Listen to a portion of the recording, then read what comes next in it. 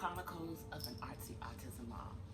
I know, it's been a minute since I've done a vlog, but I've been on.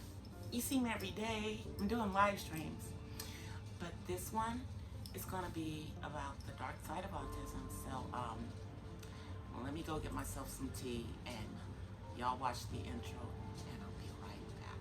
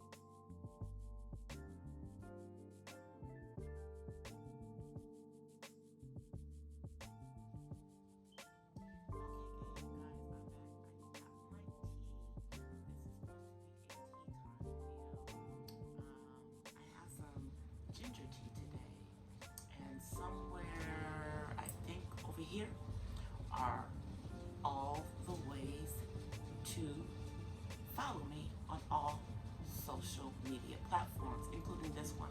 But you know, you can also hit that button down there and ring that bell so that you're notified every time I upload a new video.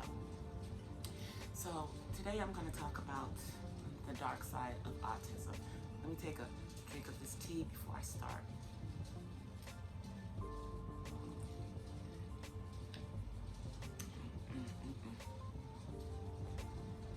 So, what we call the dark side of autism is really the meltdowns that your kids have, or our kids have. And when they're younger, the tantrums are something that you may be able to manage. But as kids get older, it's not so easy to manage them.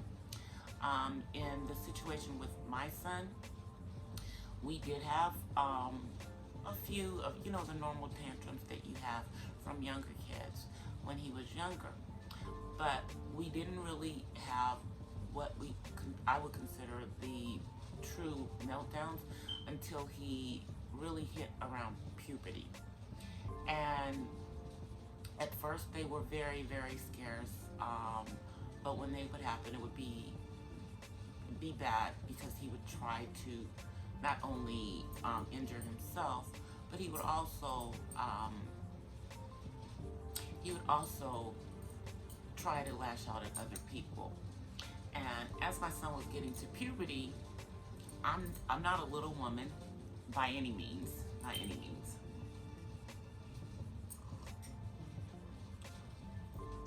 but it was during that time that he was starting to get bigger than me, and I just realized that I have a microphone here, and I don't have it plugged in, so I hope you guys can hear me, because I'm gonna finish it without the microphone. So but it was, I would say, in his somewhere between 11 and 12, it got pretty bad. I had to replace a window twice, because he cracked the window once. He actually kicked the window out in his bedroom in a meltdown. He also kicked the hole into a wall. We have had, as an adult, he has punched a TV. So it can get really, bad. And when the attacks on others, it's generally reverting back to the type of behavior that you would see a younger child do, which is like biting, and I've been bitten on my arm, I've been bitten on my shoulder.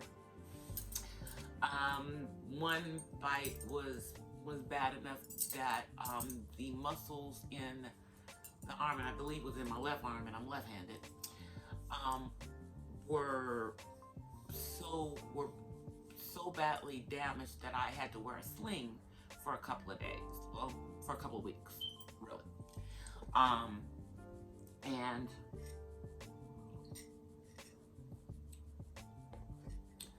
the meltdown behavior is really one of the reasons why my son was part of the clinical trial and why he was on meds for a period of time. When he was on the meds, which was the Abilify, this was probably between the ages of, I'm gonna say, 12 and 15. It was over an 18-month period, but was somewhere in that period. And yes, the medications did stop the behaviors pretty much during that time period. But I also told you about the concerns about the side effects, and I did not want to have the sad fat kid because it made him gain a whole lot of weight, and he was sad and suffering from depression.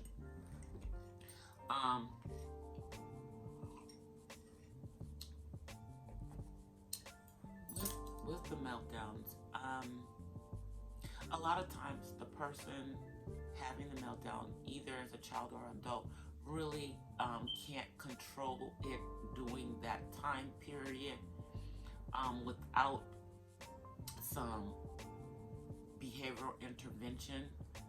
And so a lot of times when these episodes are happening and you don't have ways to diffuse the situation, it could leave the parent or caregiver or whoever is around in peril of getting injured in the process of trying to keep the kid from injuring themselves. And a lot of the methods that are sometimes have to be used by caregivers in these situations,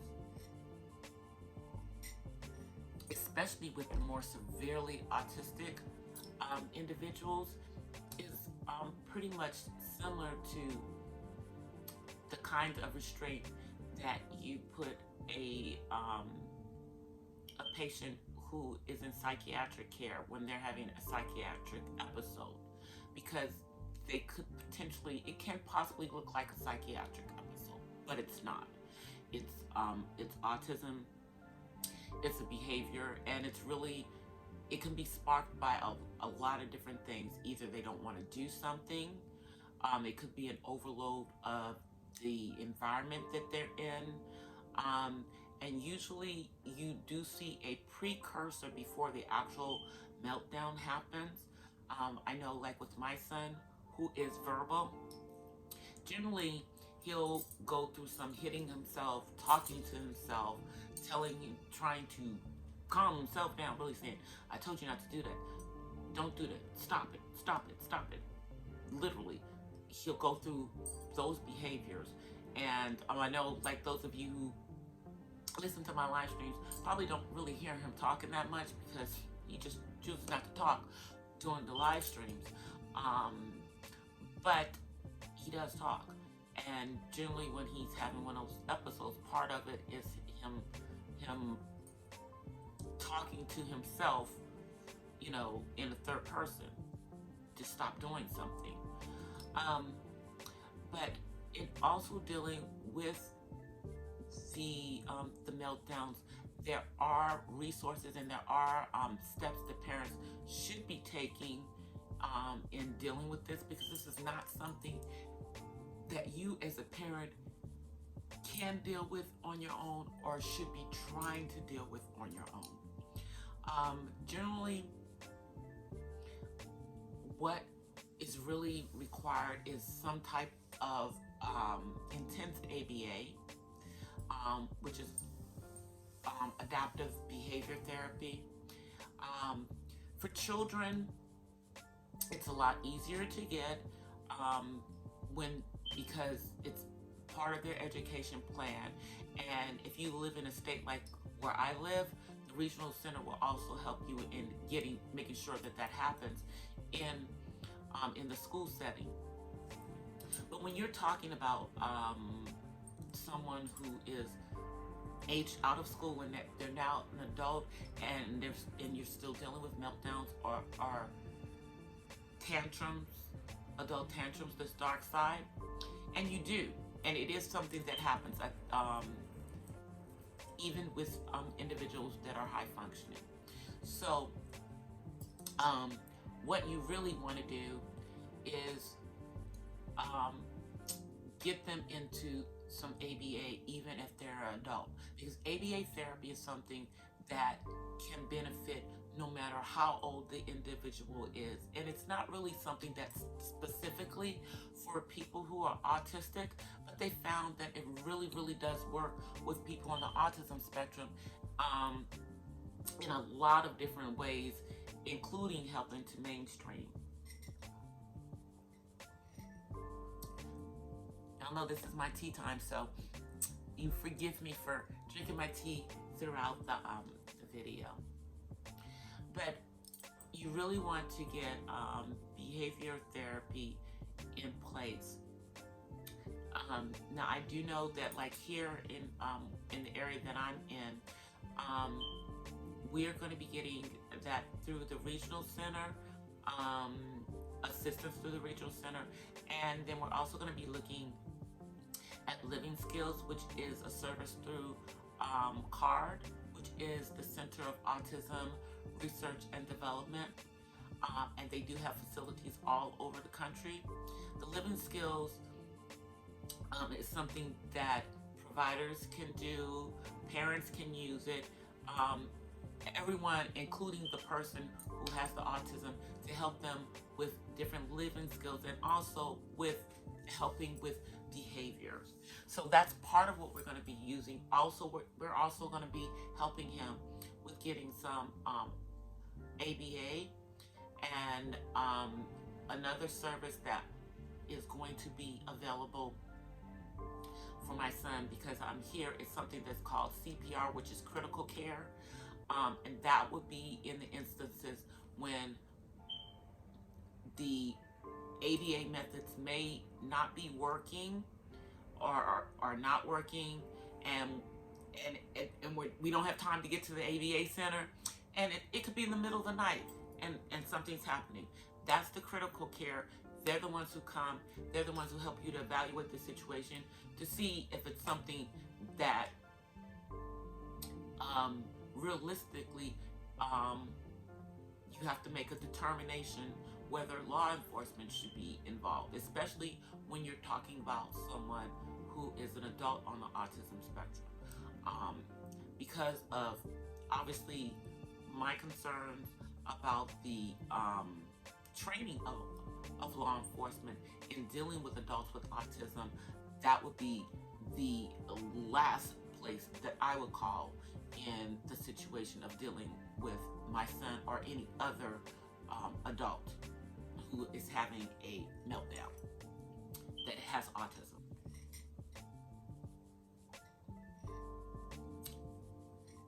So, I really wanted to just really kind of give you guys some of the things that happen. It really is an issue that a lot of parents with kids on the autism spectrum do deal with, and because autism is not, a childhood disease or developmental issue, these are issues that can go on throughout the life of the individual who has autism. And if you are a caregiver for someone who has autism or the parent of someone who has autism, you have to be equipped to help them through these tantrums, and to help them to find other ways to deal with, whatever they're feeling inside, or whatever is triggering. Sometimes it can happen because they're angry and they don't know how to properly express their anger. Sometimes it can be a buildup of things, but the key is to find out what is triggering it, even if you think it's nothing that's triggering it, and then getting assistance through ABA for that individual and for yourself as the parent or the caregiver, because there's certain things that you will have to do in order to help them to not have these behaviors. So I hope that this information has been helpful for you guys. I'm sorry it's been like a week and a half since I've actually posted a vlog other than my live streams, but please look for more to come. I will be doing more, and also please watch my live streams. I am doing the live streams generally nightly, 9:30 p.m. Pacific time. So until the next time, I hope that everyone has a wonderful day and peace, and thank you so much for watching.